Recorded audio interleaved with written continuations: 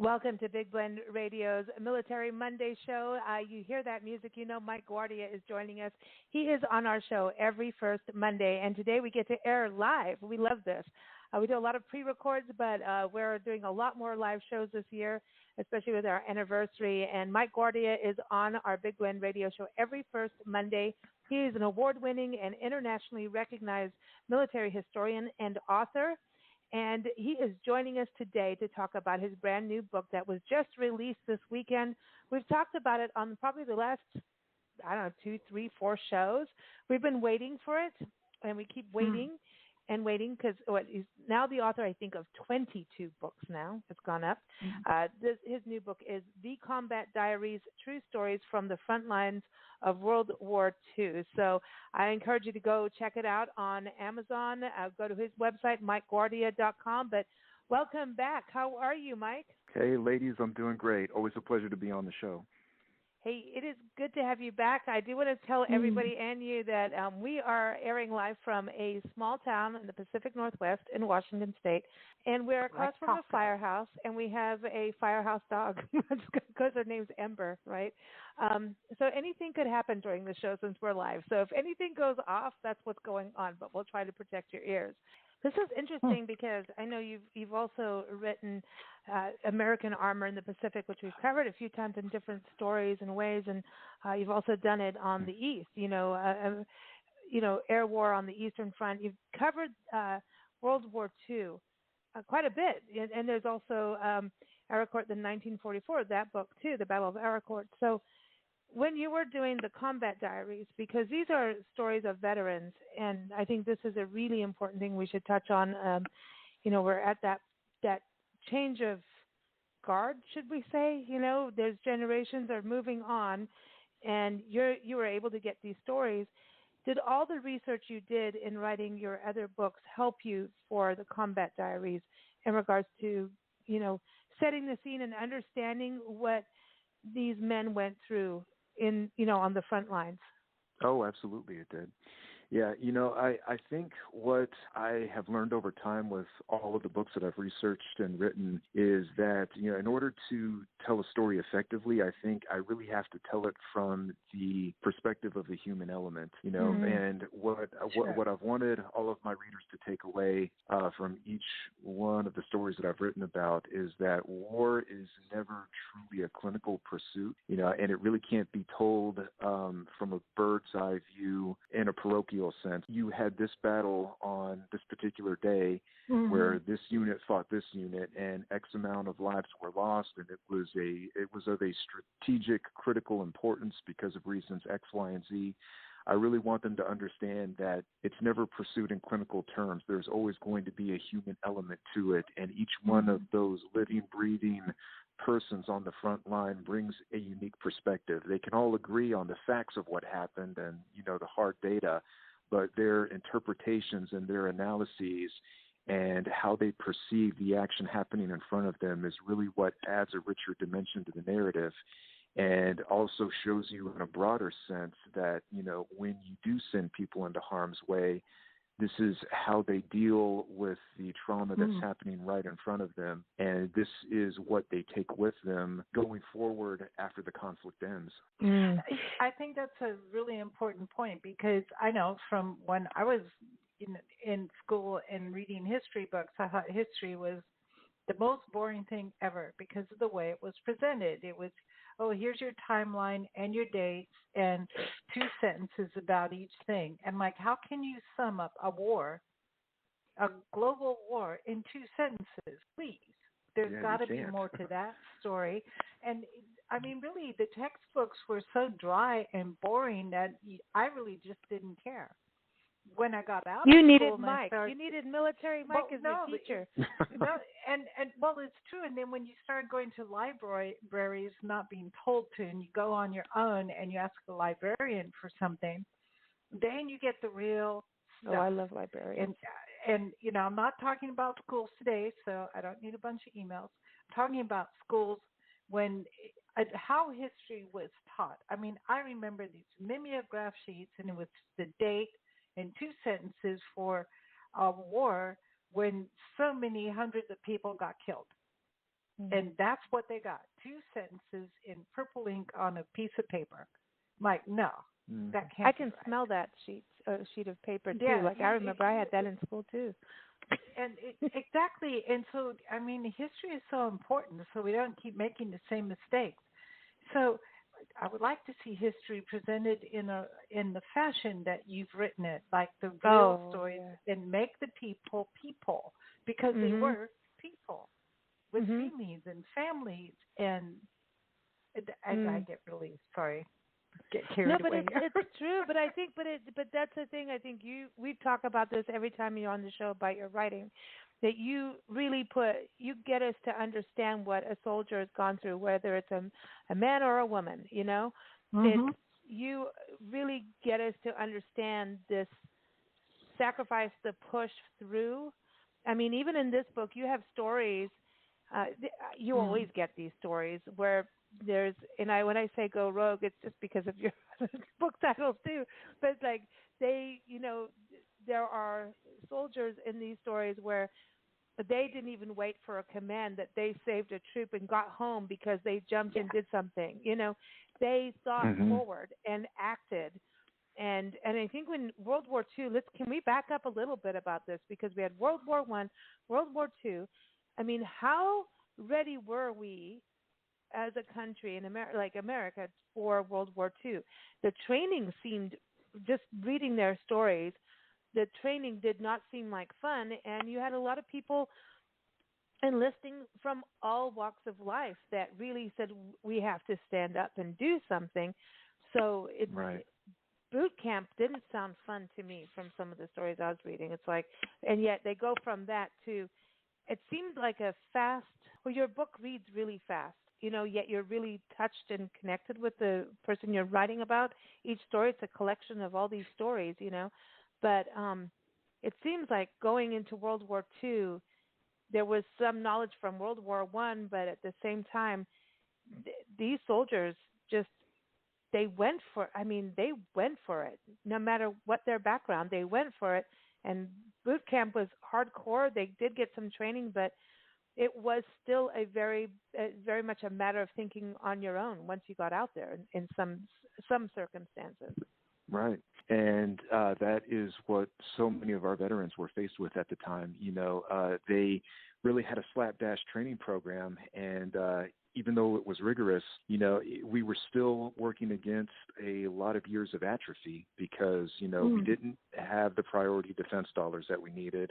We didn't have the priority equipment that we needed. So it was probably the biggest sense of trial and error with the biggest sense of urgency that was attached to it. And the fact that they were able to improvise, adapt, and overcome is really just nothing short of a miracle. I was going through all of these oral histories, and even as I was interviewing some of these veterans, I just kept thinking to myself, I mean, my God, what an incredible testament to your resourcefulness and your problem solving abilities. And I couldn't help but wonder at the same time, was this a product of your upbringing during the Great Depression, where you had to improvise and adapt almost on a daily basis as a function of what the economic realities were? Because life was not easy for a big swath of the country during those darkest days of the Depression. And, you didn't have the luxury of mass consumer electronics and automation. So life was much more of a chore. And at the same time, I was thinking to myself, well, gosh, could more current generations be able to think on their feet and adapt as well as some of these older generations have? And I'm sure that we could, but I'm just wondering if the learning curve would be as steep as it was. I'm just wondering if the learning curve was a lot steeper for these guys because they had such a rough upbringing. There's something my grandmother used to say, and she would always say, if you're on the side of right, you go deeper.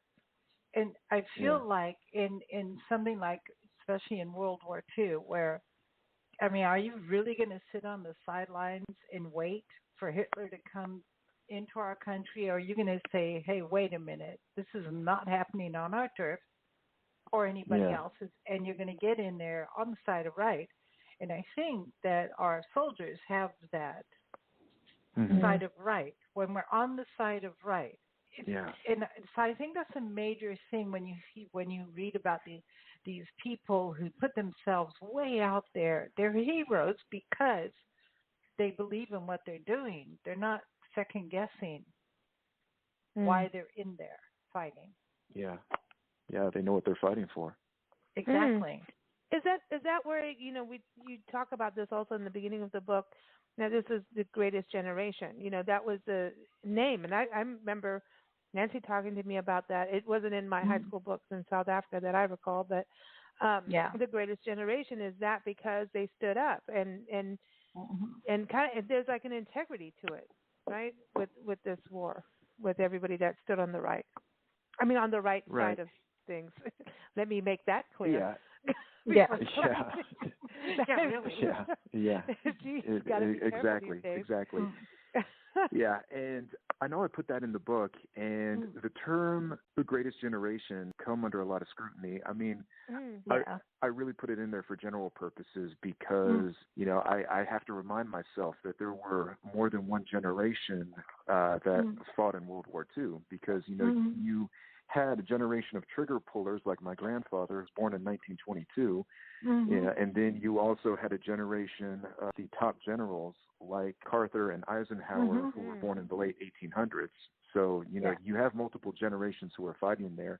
But I think in a broadest sense that everyone in the country who mobilized and served in some form or fashion, you can apply the term Greatest Generation to anyone who was alive and was of age at that point to affect some qualitative difference within the context of the war effort. Yeah, it's hard. I know it's like with us with our Love Your Parks tour, which started as the Spirit of America tour, which we changed names. We started with that because the Spirit of America, they said, Ken Burns did his, national park thing, saying it's America's best idea. It was a national parks, service. So a lot of people looked at that. Then they're going, well, wasn't saying no to slavery kind of the best idea? So we had to kind of look at this and go, this may not be the best name. And so there's things in hindsight, but I think terms and generational names do kind of stick of, we do, as human beings, we need to have something, we do need generalizations, as for a marker for our brain to know how to file things. We do. That is what's interesting about war, though, too. Like I was thinking about Hal Moore. You've written, 3 books on Hal Moore? Is it 3? It is 3, right? Yeah. And you are at 22 books now. I'm now trying to get all those markers correct here. But, I was thinking about him today, about, he was such an esteemed general, and he did the right thing. He was on, the correct side of the line, let's put it that way, and also took chances, risks, but for the right purpose. Do you think World War II soldiers and generals influenced him? Would if you read your book right now, he would dig all the soldiers in there. Oh, sure. Yeah, because he was a part of that generation. Right. He was at West Point when World War II was going on, and I think there's at least a 99% probability that if he was not at West Point, then he would have been drafted into the Army. And World War II influenced so many of the points of instruction at the academy during that time. And almost every facet of their training as cadets was geared towards, hey, this is what you're going to need in order to fight the Axis. If you go to Germany or if you go to Japan, this is what you can expect to see, and here's how you will be expected to fight.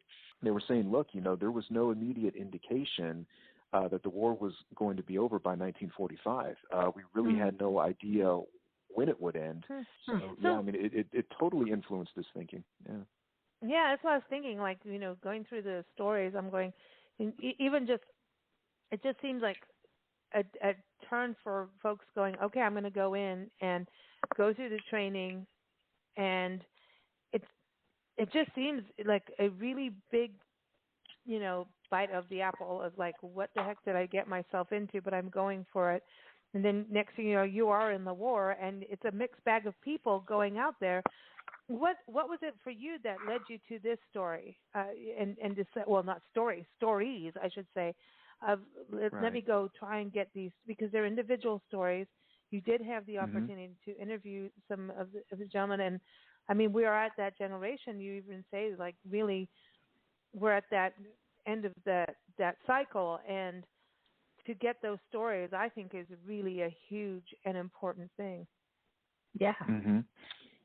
Right. Well, I think what motivated me to do it more than anything was just a sense of urgency, and you can also say a sense of mortality. Because I remember when I was growing up in the 90s, we had so many World War II veterans who were still alive. And I mean, I saw these guys everywhere. You know, I mean, I think most of the World War II veterans at that point were in their late 60s and early 70s. And I mean, I saw them everywhere. I saw them at the grocery stores. They were in the VFW parades. I mean, they were working out at the rec center. But then as I got older, like right around the mid-2000s, that's when the largest percentage of our World War II veterans started to pass away. And then it was a few years later, now I can't remember where I heard this, but I heard it on multiple occasions that they started leaving us at the rate of several hundred per day. And by the time 2015, 2016 came around, that's when it became very clear to me, okay, the youngest of the World War II veterans right now are in their late 80s and their early 90s. These men and women are not going to be with us much longer. And, you know, I'm thinking to myself, gosh, how many of them have passed away already who have taken their stories with them? And, you know, how many of them have stories that are written down, you know, that are in a file folder somewhere and really need to see the light of day and have a broader audience, and which ones are still living that I can speak to right now and get their stories down on paper for future generations to benefit from. So what I did in that regard was, you know, I said, okay, well, if I can find any number of veterans out there and any number of their stories, and I can get them collectively down on paper, I can present this as a project that says, here is what normal people did when the chips were down and they had to rise to the occasion. This is somebody who could easily be your neighbor. It could be your uncle. It could even be you in another context, in another time. And when the world was confronted with a problem as great as fascism and the Axis powers, here is how they rose to the occasion. Here's what they did. And we all know the broad arc of World War II, and, you know, we can all talk about it in a macro sense, but at the end user level, here's what it looked like, here's what they experienced, and here's that intimate personal perspective that they bring to the equation, and that's what really motivated me to do it. You know, you're really right, because we lived up in the mountains in San Diego and Julian.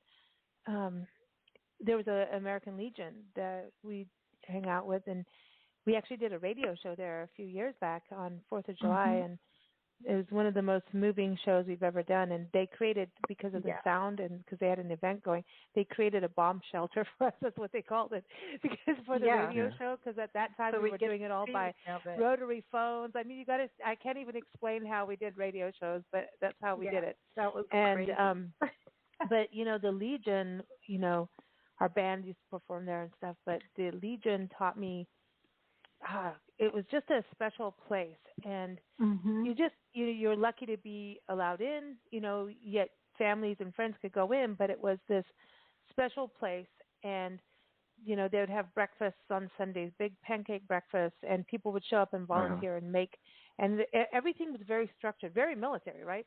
Very structured, how the breakfast would run, and if they had barbecues, everything was done. And 4th of July was a big deal, and it was like the town had a parade. But at the same time, this Legion was, it was all about this Legion. And when you go hang out in Legion, you play pool or have a cocktail with someone, they're going to, at that point, and I think back to early 2000, 2001, 2002, you know, even before that, in the late 1900s, 1999 or around then, we hung out there even earlier. And there were World War II veterans and Vietnam veterans, and then at the same time Gulf War guys in there. And there was this multi-generational thing happening. And you could sit and hear take it in. It was just a beautiful thing to see all generations come together. And then they were talking about how it's a special place where people can just be who they are and not have to worry about other people understanding them and have a free place to talk. It was this special kind of community, and everybody took such care of each other.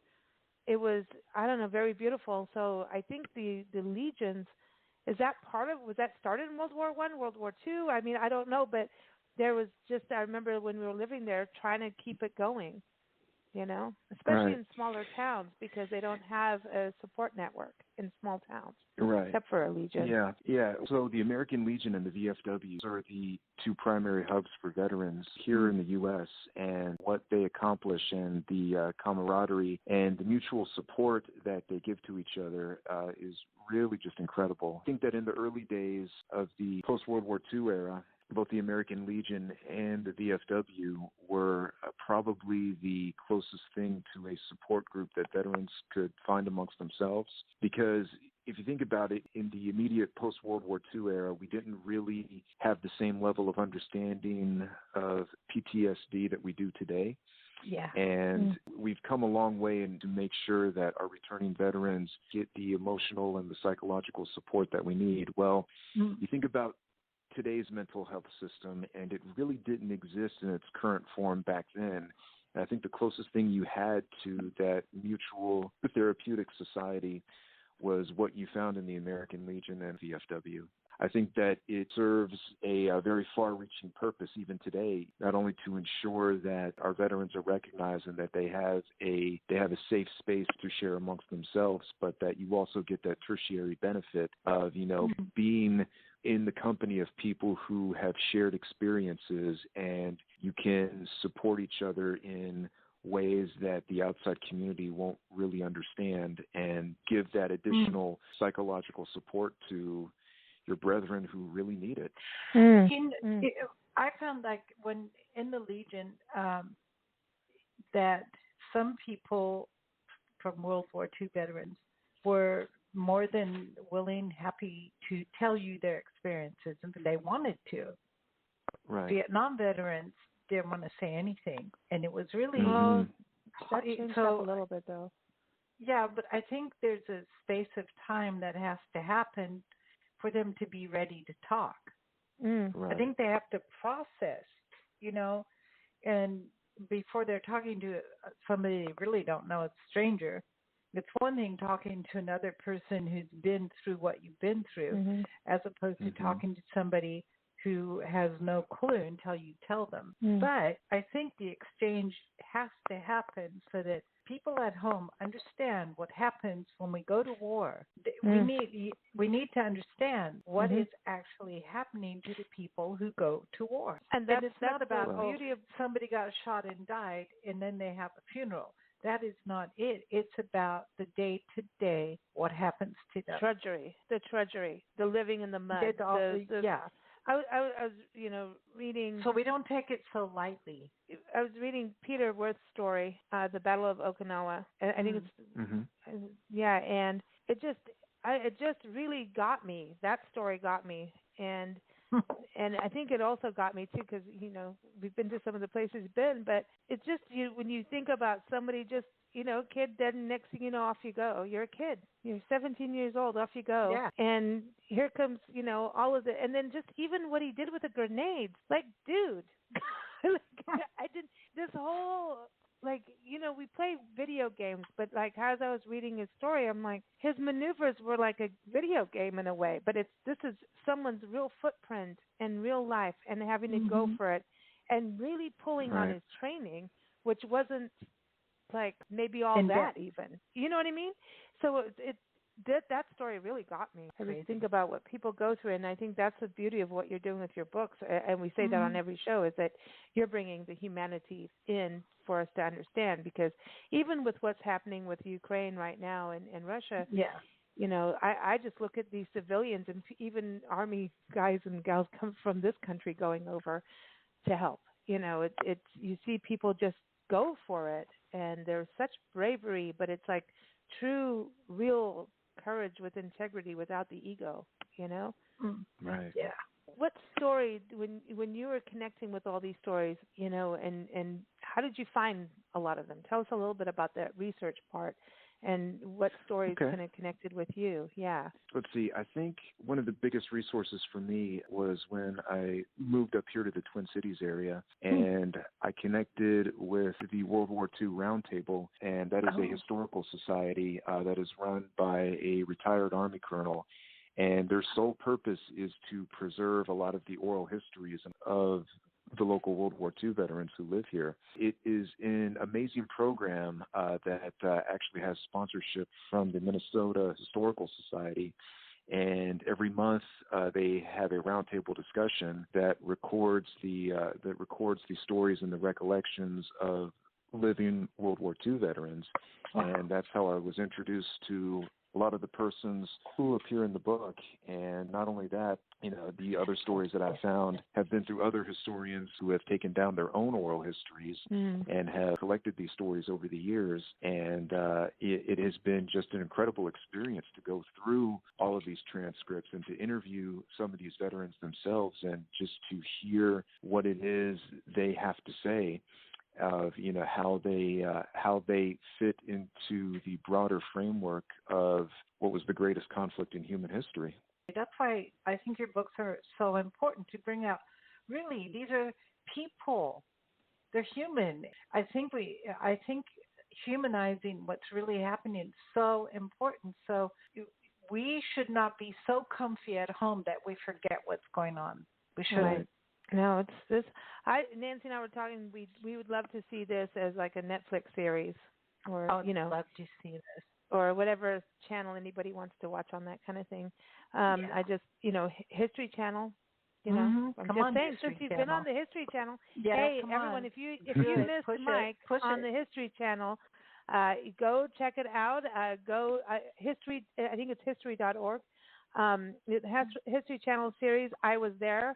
And he is a featured historian on the episodes of the Johnstown flood of 1889, the Chernobyl disaster, the Battle of Stalingrad, and the Oklahoma City bombing. And so you definitely want to go and watch those if you haven't seen them. And it's just so cool to see Mike out there. I'm like, dude, this is so cool.